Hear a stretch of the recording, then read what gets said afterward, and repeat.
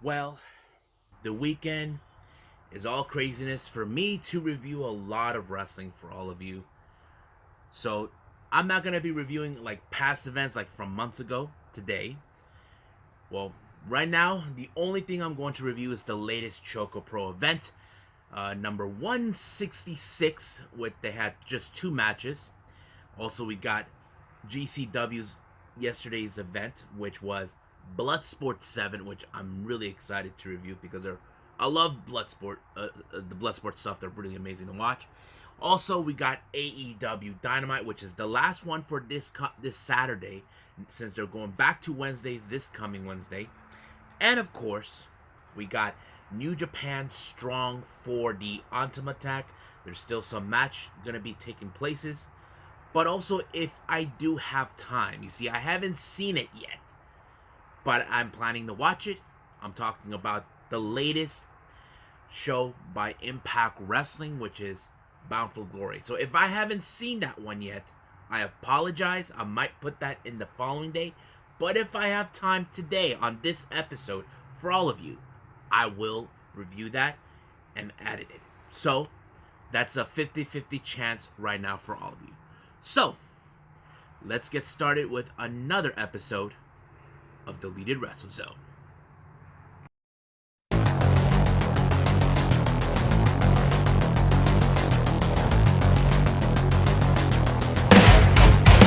Are you ready?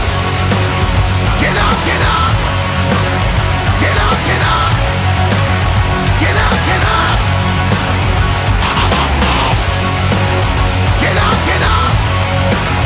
Get up, get up! Get up, get up!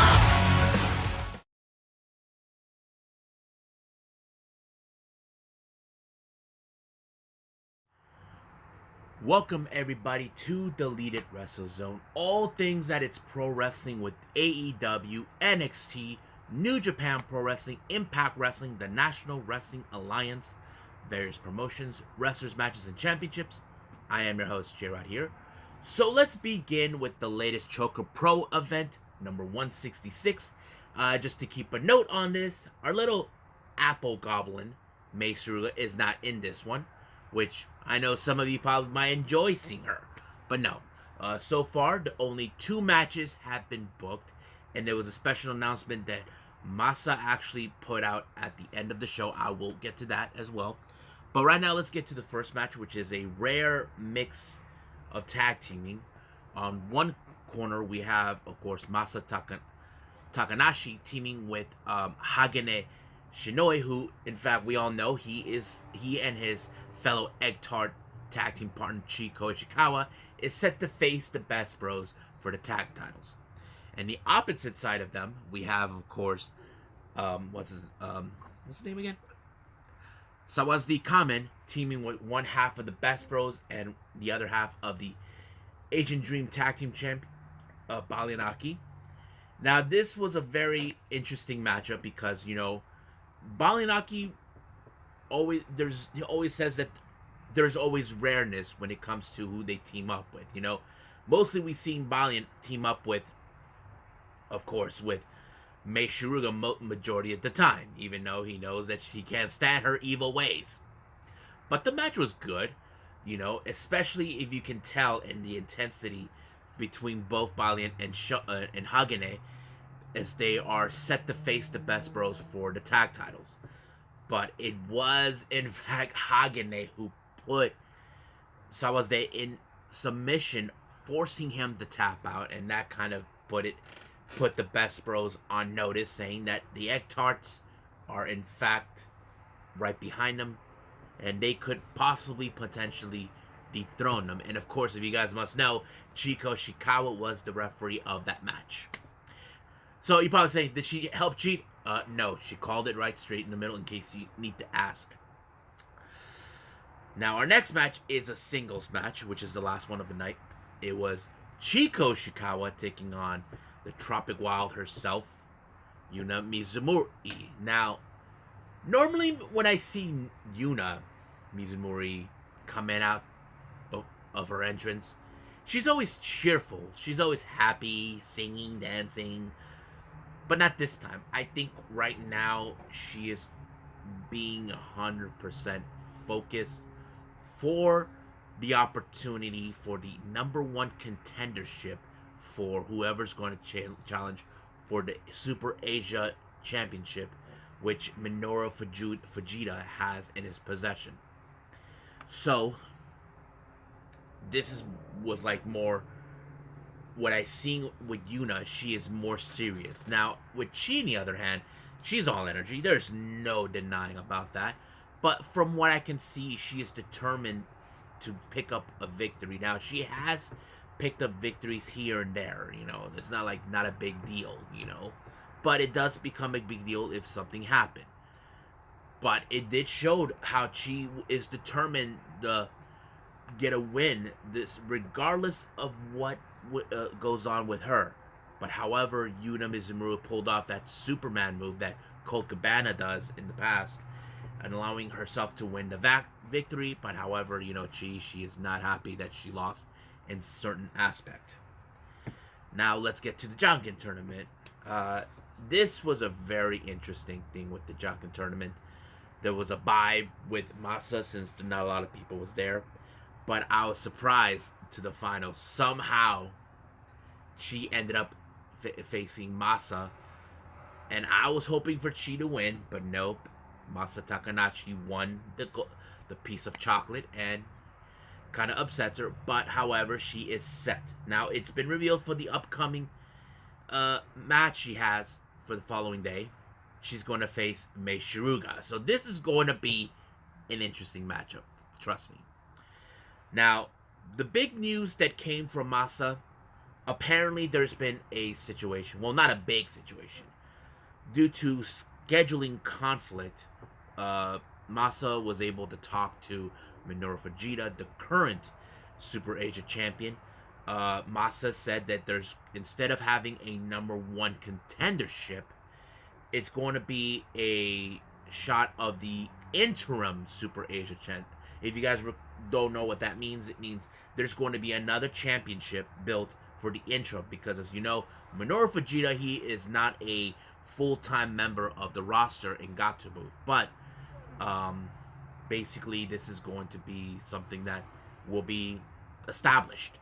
So whoever wins between Masa Takanashi, Yuna Mizumori, Shon Shiru, and of course Balinaki will be the interim Super Asia champion. Now when Minoru Fujita's schedule is finally taken care of, there will be a more of a unification between both the interim and the actual title itself. So it's still unclear when, but I'm looking forward to it, because I think that's something we need to see, because we normally been seeing the Asian Dream Tag Team titles being put on the line, but never the Super Asia title. But for now, I say let's just wait and see what happens, and hopefully things turned out great for these guys.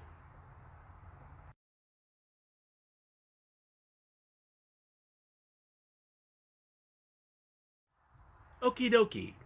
So once again, we have GCW Bloodsport number 7 once again, hosted by Josh Barnett. I have to say, there were some good matches, good stuff that took place on this one. Let's start with Starboy Charlie versus Yuya. These are two of the most younger competitors.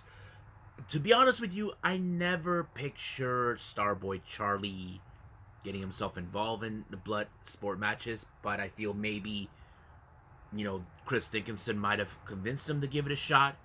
But I have to say he did pretty good. But however, Yuya got him real good when he knocked him out, and apparently ref made the decision to end the match, and it ended in the favor of Yuya. And I think that showed, okay, hopefully Starboy Charlie will probably do it again. But Yuya, I think there's probably a little bit of martial arts standards in his background. I'm not sure. Next match we have Zeta Zhang versus someone I never heard of, KZT. Now, I know Zeta Zhang has a background in martial arts or MMA, whatever it is, but I was surprised how this match ended.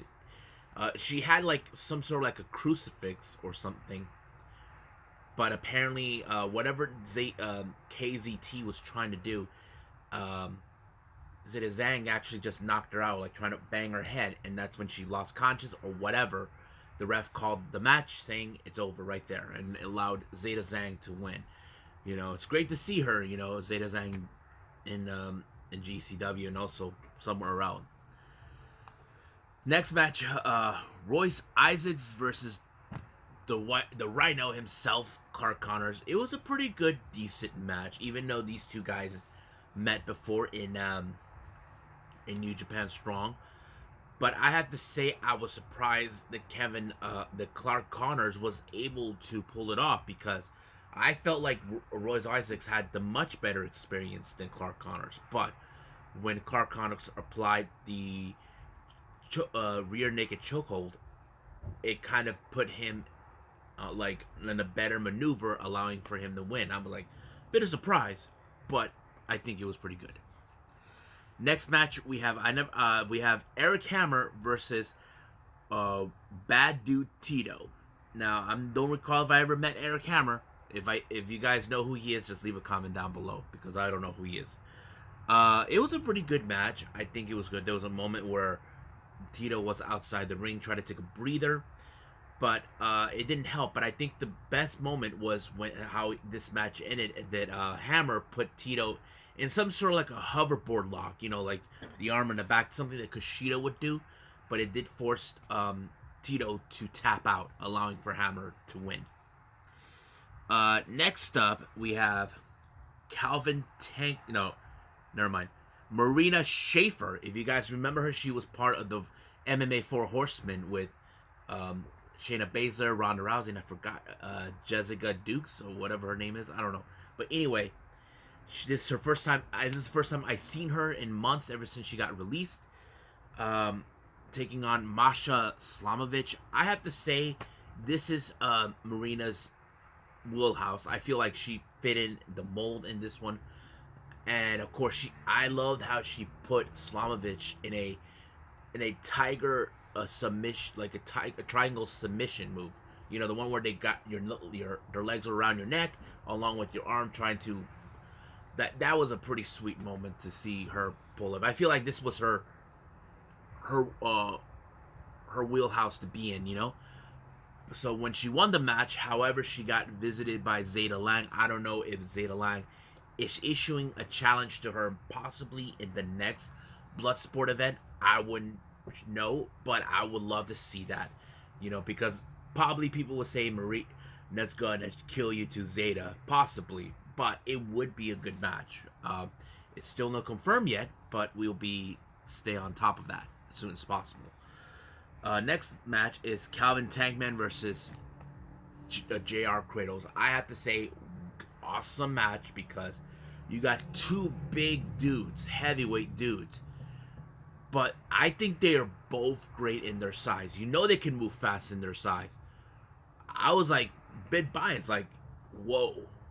I didn't expect so much, but I think the best moment is how JR Kratos won the match, when he gave like the jumping knee strike up to Calvin, knock him out completely, allowing himself to win with the KO. And it was great, you know. So I was surprised. Next match, we have Alex Coughlin taking on Tom Filthy Lawler. I have to say, this is one of those good matches for Alex Coughlin to be in, because it showed he's getting better and better of what he do, despite the fact that he is part of the LA Dojo. But with a guy like Tom Lawler, who has much experience and than him, it fits the mold to him too. And I think he put him in no, he actually put him out in by ref's decision, knocking him out completely, you know. So basically that's how it ends for him. Next match, we have another guy coming from the New Japan Dojo, now with the LA Dojo, Yuya Uemura, taking on the American Werewolf, Davey Richards. I think there was some good heated moment between these two, because, you know, Yuya is determined to prove himself, and I think that plays out good in his way. But however, I know some people would say Davey Richards, who's been gone for almost years, coming back. Maybe he had a little ring rust. I feel like he is getting back in top-notch shape to get back into what he does. But he did put him in a submission to force Umara to tap out. Next match we have is Tiger Ruas versus the guy who started Bloodsport, who decided to continue Bloodsport, Josh Barnett. Great match. I have to say, there was some great striking techniques, submission techniques, but I think the way Josh Barnett ended is when he put him in like the Michinoku driver and then immediately jumping right ahead with the armbar to force Tiger Ruas to tap out. And I think that was a great way to ensure he picks up the victory. Now, our main event is Big Daddy himself, Chris Dickinson, taking on the effing king, Minoru Suzuki. This is one of those good matches you know you don't want to miss. This is also one of Minoru Suzuki's wheelhouses, too. But the real question is, how's he going to pull it off? Is he going to put him in the Gotch-style piledriver or rear naked choke? Who knows? There is no pinfall, only submission or knockout. But I was surprised how he win. He put him in some sort of like a leg lock type of maneuver and forced, Chris Dickinson to tap out. And I was like, whoa. And that's why they're saying, don't ever effing mess with Minoru Suzuki. But, wow. I think this is a pretty good matches showing up out of the time I've seen it. But I know there's still more to come. So, I think that's it for now. So let's move on with AEW Dynamite.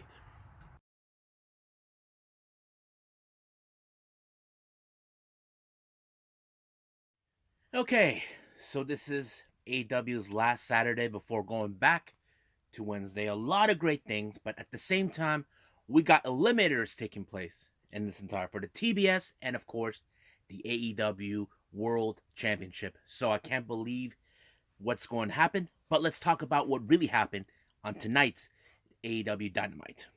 The first match was part of the first round of the AEW World Title Championship Eliminator match.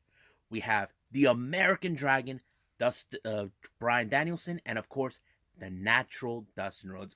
I have to say, this match was good. I have to say, it opened up strong.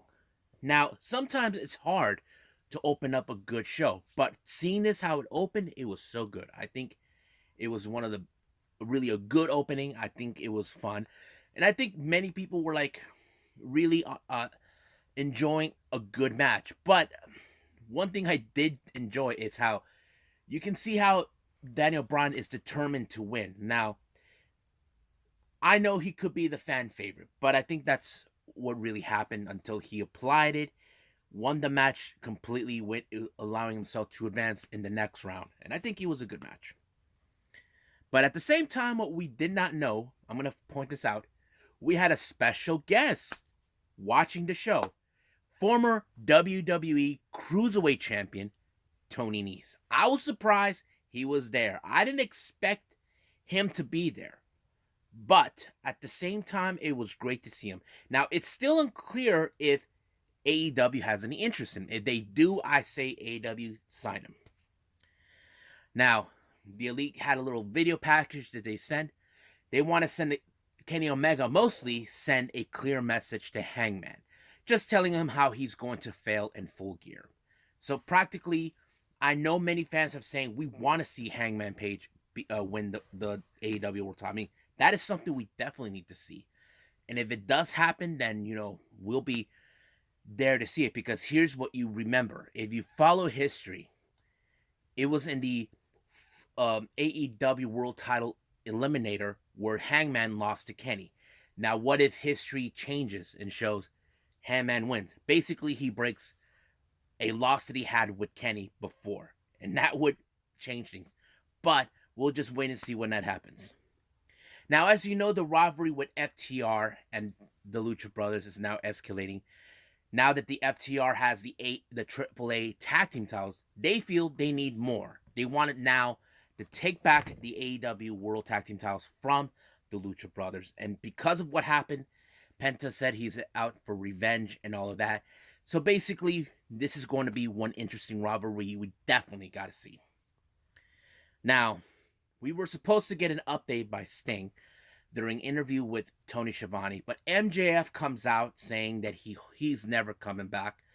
And of course, he wants to get in Sting's face. Now, Sting almost had MJF right where he wanted him, but of course, the Pinnacle, Shawn Spears, and Wardlow showed up and gave him the helping hand, and basically kind of went on 3-on-1 scenario. But MJF believes that if Darby comes back, what happened to Sting will happen to him. So it's still unclear when Darby will be back. Now, I wouldn't be surprised if he comes back for Full Gear, and that's the match that we're going to see, MJF versus Darby Allin. So we'll see when that day comes. Now, it's now been set. If you saw what happened in Rampage, Tay Conti comes out to rescue Anna Jay, and of course, held the AEW World Women's Championship right in her face, and now she is the current challenger. And I did check up the rankings. She is currently number 1. So basically, Britt Baker thinking no one's going to care about the AEW Women's title now that the TBS title is coming into play, she was mistaken. But she did state it that she's never going to beat her for that title because she is not exactly championship material. But we'll see what happens when that day comes, and it's going to take place at Full Gear. Now, our next first round match is for the TBS title. This is for during the tournament. We have Penelope Ford taking on Ruby Soho, and this is a kind of like a payback or revenge match.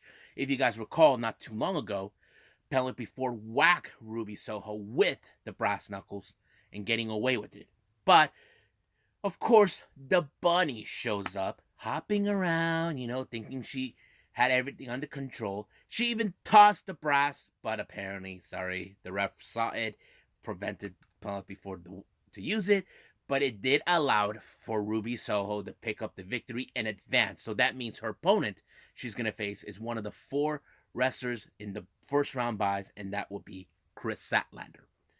But however, because of this, Ruby Soho was on the 2-on-1 advantage.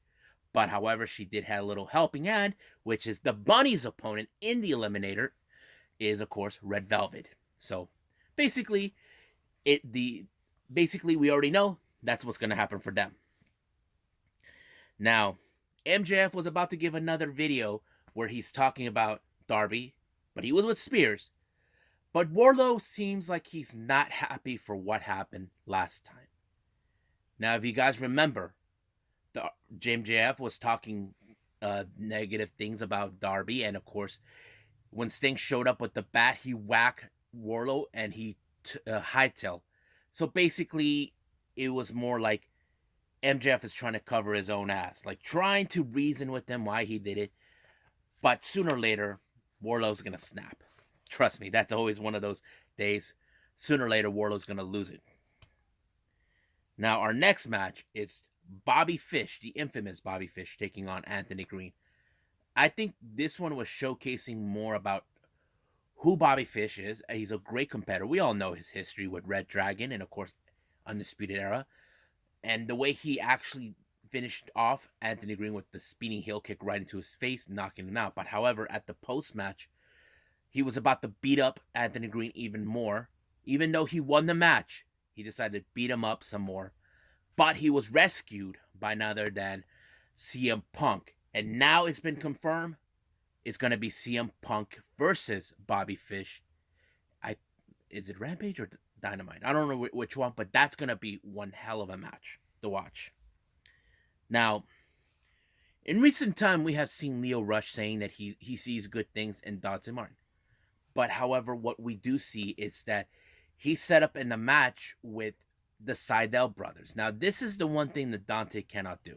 And I think one thing that Excalibur noticed, Dante, he already has a tag team partner, but he's out for a while, and that his brother Darius, who injured himself last year. Now, it's still no indication where Darius will be back after his little injury, because we know what happened. They told him it was going to be an ear for him when he got hurt, but we'll see when that day comes.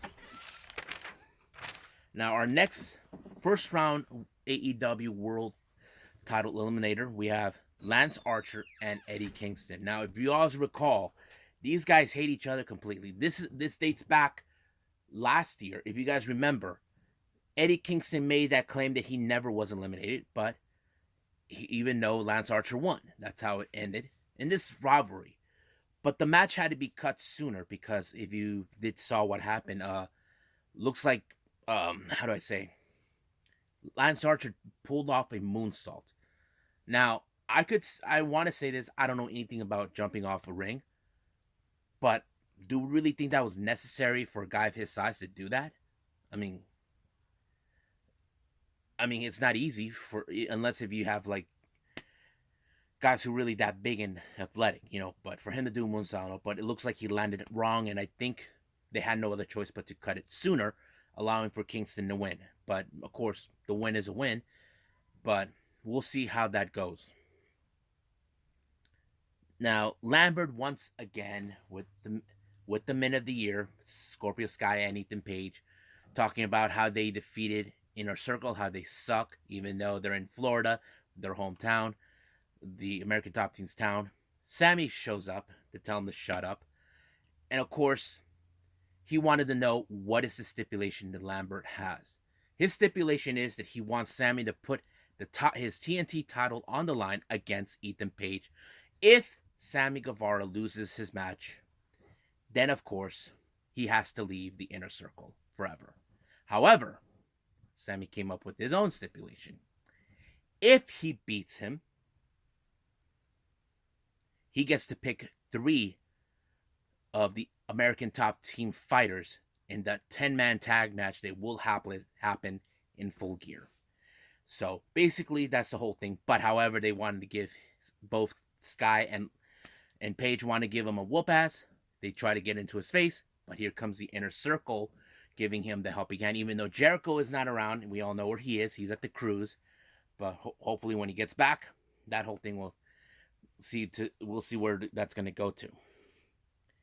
Now, Jon Moxley puts out a little interesting video about his daughter, how he was holding his finger. I was expecting him to be more fired up because we know he wants to get back on the title hunt for the AEW title. But he's taking his sweet time. I don't know if that was the case or they're trying to build him up for something else. I don't know. I can't pick up the reading on that. Now, the Dark Order, we all know how happy they are. They're once again, they get another crack of the Elite. And apparently, we're seeing that Hangman shows up, giving them some advice. He even apologized to them for what happened the last time. And of course, they became good friends again and talking about it. But someone decided to kind of open their mouths and say something inappropriate, and Hangman had to bounce. Now, our next match is Jungle Boy versus the Stooge, Brandon Cutler. And you can tell this was a very easy match. It was really simple. But however, he was expecting for the Elite to show up. And then, of course, he put him back in a snare trap and making him say, "Help me, help me." But of course, Adam Cole shows up. But we all know it was a trap right from the get-go because the Young Bucks will do anything to help him. And they claim this AEW rules the entire world. That's how they go. They think they own it. And they toss Jungle Boy right through a table. But I wouldn't be surprised if Jungle Boy ruins something from them and down the line. Now our main event is part 3 between Malachi Black and Cody Rhodes. And this is one of those matches where it's like, it tells a really interesting story. Malachi Black, on the other hand, tried to get away, but here comes Brock and Lee to help him out. And apparently they tried to divert him from using anything to ensure that he wins, but it didn't help. Of course, Cody put the crossroads on him right through a table, and he started bleeding. Then Cody started bleeding. But the one thing that was so interesting is seeing Andrade, who wants to get payback on Cody for ruining his moment to hurt Pac. But of course, Pac decided to come out and teach him a lesson. But Cody put Malachi Black out with 2 crossroads right in his face, allowing himself to win. Now, I know that there's a lot of things about Cody. People are saying he's booing. Will he ever turn to heel? I don't think that's what he wants. But, I mean, it's the same thing we saw with John Cena. But I'm not comparing it to them. but that's how it is. But this AEW Dynamite was really good. It showed a little what we need to expect for the upcoming Eliminator tournament matches that we're gonna watch, and of course the much story with the Inner Circle versus Lambert and the Men of the Year with American Top Team. But there's a lot of things that's gonna take place. So right now, can't wait what's gonna happen for this coming Wednesday on Dynamite to see more tournament eliminator matches. I can't wait to see that too. So right now, I think we're ready to move on with New Japan Strong.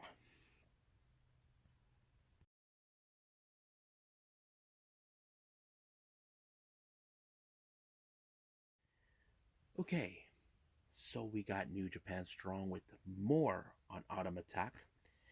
The first match opened up with, of course, a 10-man tag team match. We have four of the LA Dojo Young Lions, the DKC, Kevin Knight, Alex Conglin, and of course, newly soon graduate of the dojo, Ren Narita, and then, of course, the most loved wrestler in Japan, Ryusuke Taguchi, taking on Brogan Finley, younger brother of David Finley, only 18 years old, Will Alday, Willard Yuta, Fred Yeehai, and of course, David Finley.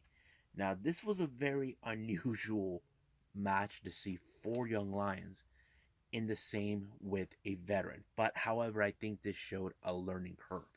But at the same time, there's another learning curve with Brogan Finley, David Finley's younger brother. So I think that kind of showed, okay, so these young lions know they're stepping up against far more better experience, but however, one is more of like the still getting the hang of it. But my surprise, it was Ren Narita who took that advantage and put Brogan Finley in the boss crab really hard, and he had no other choice but to tap out. And I think that was a sweet victory on Narita's part, using that as to his advantage.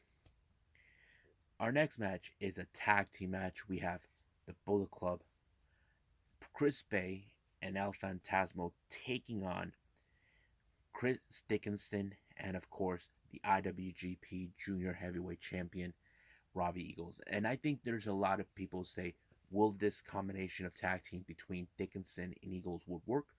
Well, I have to say it did work. I think it showed a lot of character, but of course there's resentment with mostly with Phantasmo. If you guys remember, Phantasmo, on the other hand, was in the same team with him back then when Eagles was part of Bullet Club. Now he's the champion, and I'm sure Phantasmo would want that title around his waist one way or the other. But however, it was Robbie Eagles to put Chris Bay in a Ron Miller special to ensure Dickinson picks up a good make sure that Dickinson keeps him away while he applies Ron Miller and force Chris Bay to tap out. But however, by the time he was doing Rob Eagles was doing his little post-match interview, he just ran into his old buddy and former Chaos mate, Will Ospreay. Now it's still undetermined whether Ospreay will Eagles defect from Chaos or what. It's still no declare indication on that. But I'm sure in the back of Ospreay's mind, he probably would want him, because if you know this or not, actually Eagles actually has teamed up with a certain tag team that not too long ago sided with United Empire, and I'm talking about Aussie Open, were also native Australians with Robbie Eagles when Robbie Eagles was unable to travel outside of Australia. Now, however, Ospreay will set himself in a tag team match against the graduates of the LA Dojo, Clark Connors and the Alpha Wolf, Carl Fredericks, taking on TJP and Will Ospreay. Now, the reason this is a very interesting match is because if you follow the storyline very carefully, Will Ospreay believes that the LA Dojos are a class we're gonna screw the entire New Japan Strong up. They will not be. They think they will never succeed better than they have. So he took offense to Shibata, and of course the LA Dojo Young Lions were not taking that lightly. However, in this match, Will Ospreay outsmarted Clark Connors and made sure TJ picked up the victory, but when he was about to finish off to give the hidden blade to Clark Connors, the entire LA Dojo showed up. DKC, Kevin Knight, Alex Conglin, Ren Narita, Yuya Umura, all of them showed up at a moment of time. However, as for United Empire, TJP, and Osprey, they hightailed out. Now, our main event is the Texas Bull Rope match between Bullet Club's Hakuleo and one half of Juice Robinson. I think this was one of those matches where it showed this is balls to wall. We're going all the way down. And I think it was a pretty good match to watch because I think it showed Juice Robinson is not playing. He's meaning for real. There are times he can play around, but the only thing he has to do is win. And he was able to do that when he knocked out Hikuleo out and pin him for the 1-2-3. And I think this was a pretty good event. I enjoyed it. I can't wait to see the next one. So I think that's pretty much it for the New Japan stuff. I say let's move on with Impact Wrestling.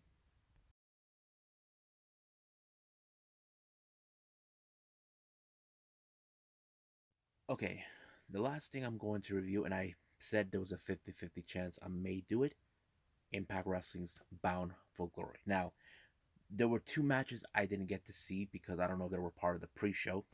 We had the first crowning of the Impact Digital Media Championship, and that was had of course Tennille Dashwood, Madison Rain, Fala Ball, Crazy Steve, but of course I was very happy that it was Jordan Grace. I mean, I know we've been all want to see her grab championship gold. I think it fits perfectly well for her. But of course, we also saw the in-ring debut of the Inspiration. We've been waiting for them for a long time. They were facing against Decay for the Impact Knockouts Tag Team titles, and I did say they are a perfect fit for Impact, and I think the match went pretty well. There were some great some certain scenes I seen on Twitter. They never put it on there. I did not see the countdown to Bound for Glory, but the Inspiration won, and I think some of you probably saying that's kind of like messed up that they gave them the tag team titles just like that. I mean, it would be, but like I said, they are a legit tag team because that's what they were when we first met them, when they were the Iconics. So that's how it goes. Now, they opened up with the match for the X Division Championship, which is vacant thanks to Josh Alexander. We had El Fantasmo, Steve Macklin, and Trey Miguel. These are three competitors that chose, and I think this is one hell of a match I ever get to see because ever since I started watching Impact Wrestling when they were known as TNA, the X Division was the one title I enjoyed the most watching because it's the most spectacular. My favorite wrestler during that time is Amazing Red, but this is the now. But the real question is who was going to win? And if you guys wondering who I was banking on, my pick was Trey Miguel because I know he said before when right after when his the Rascals disbanded that he still has a few more goals that he wants to accomplish, and I believe this is one of them. And I think for him, finally getting the X Division title was a dream come true for him, and I'm very happy that he pulled it off. Now we get to the most interesting tag team match: Violent by Design, Joe Dorian and Diener taking on Heath versus what we were hoping it was Rhino. Now he started out alone, Heath being a handicap match. I don't remember how long it was going, but it was like telling a good story. Like you can tell he was not gonna back down from a fight. But when you thought things were gonna go crazy downhill for him, here comes Rhino back to his old self again, which is the last thing Eric Young wanted to see. It showed him, and then he tagged me in, and he was back, and then he finally gored Diener, allowing himself to pick up a good victory. And now we get to see Rhino and Heath back together. I think this is one of those monumental memories we definitely were hoping to see when Heath actually was injured last year. Now, we did know that Awesome Kong has been inducted into the Hall of Fame. I think she deserved it more. I know she retired recently during Empower, and I think it was a pretty good moment, and she did pave way for women for what she has brought to the table for her, what she did, and I think it was great. And I think we all should be happy that she deserved this. Now, our next match is the Call Your Shot Gauntlet match. If you guys know this, whoever wins, they take a shot of whatever title of their choosing. It could be the newly digital media title, the X Division, the Knockouts Tag Team titles, the Knockouts Championship, the World Tag Team titles, the World title, anything that it's available. But I can tell you this: Chris Sabin was the first entrance to come in, but the second entrance was, of course, my surprise, Rocky Romero. And I thought it was pretty good, but there was some great moments. I'm not gonna say who was gonna show up because there was too many of them, but I did see Melina.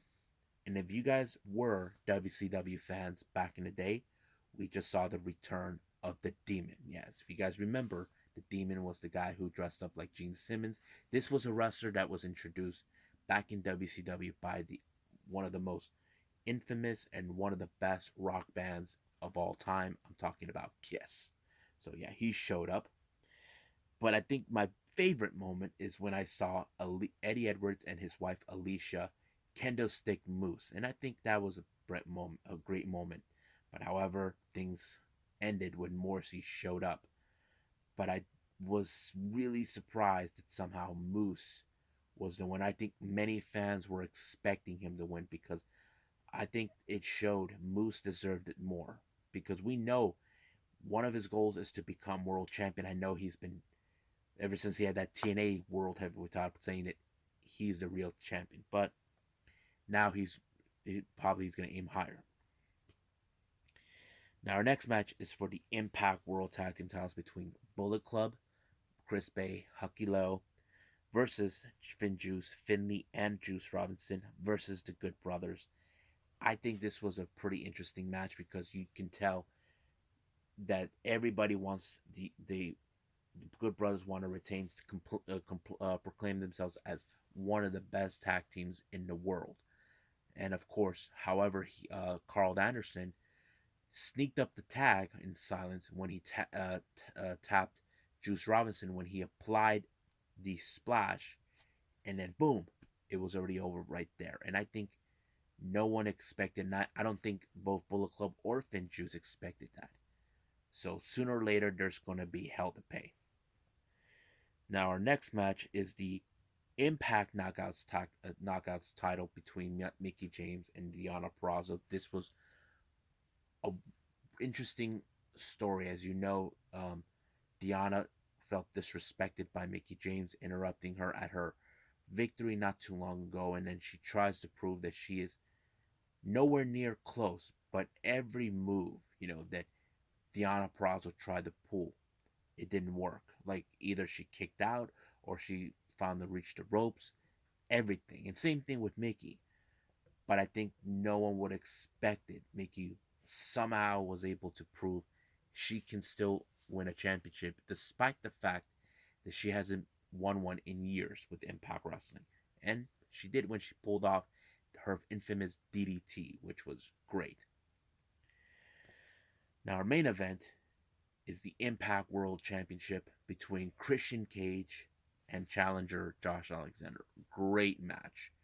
I think it showed the story how Josh Alexander wanted to get to the top and prove how much he wanted this. He talked about his struggles, about his life, and he even said that he will do this for his family, his wife, and his kids. And I think it showed great character of him that he was determined to win. But when he finally put the C4 on to Christian, he pulled it off and he finally became what he wanted, a champion. And of course, his wife and son showed up. How proud of them that he actually pulled it off. But the last thing I did not anticipate was the arrival of Moose, who called his shot at the spot. Right when Josh Alexander won the title, he speared him. 1, 2, 3. He is now the new Impact World title. And I think this is like the most biggest surprise and I think shocking moments especially for Josh Alexander's wife and son, watching him lose at this moment. Moose can now say he finally fulfilled his destiny and that he is the wrestling god that he claims to be. So that kind of shows us Moose is determined. But I wouldn't be surprised if W. Morrissey wants to be the first challenger, the challenger for the title. So don't be surprised if that's the case. Because as soon as Moose becomes the Impact World Champion, there's a target on his back. And he better watch out because it's not a happy camper. So there's an endless of possibilities. But there is one wrestler I definitely want to see him challenge for that title, and that is the arrival of Minoru Suzuki. But we'll see when that day happens. So I think that's it for Impact right now. Well, I hope you guys enjoyed me reviewing 5 wrestling shows from 5 different promotions. I mean, it's nuts. Yes, I could have put 4, but I decided, you know what? I'm going to challenge myself to do all 5 of them. I'm not going to just throw one away, but however, I did anyway. So coming up, we got more Got to Move. I can't wait to see the match between Chi Koshikawa taking on Mei Shruga. And of course, we got New Japan Pro Wrestling returning again with Road to Power Struggle, which is going to be, they're now in day 1. But also, I can't wait to see Game Changer Wrestling War Ready, because there's a lot of great things that took place. You know, the GCW World Tag Team titles on the line by Second Gear Crew versus them boys, the Briscoes. And of course, Minoru Suzuki taking on Nick Gage. And oh yeah, and the debut of Psycho Clown. And I can't wait to see that too. So for now, I'll see you guys in the next DWZ time. Same DWZ channel. I must bid all of you adieu. So goodbye. Mwah. And have a nice day.